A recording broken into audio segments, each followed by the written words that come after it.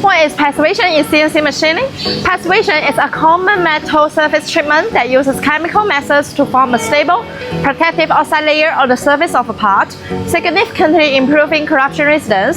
In my production practice, passivation is widely applied to stainless steel parts, aerospace components, and medical devices, industrials that demand extremely high surface cleanliness and durability.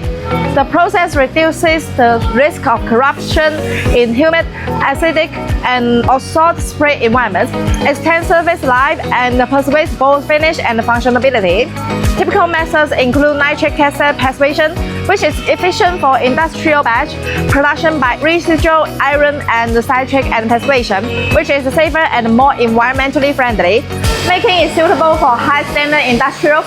According to international standards such as ASTM A967 and ISO 16048, passivated stainless steel parts can withstand more than 72 hours in salt spray testing without visible rust. Passivation is not just surface cleaning, it's a critical step to ensure long-term performance and corrosion resistance.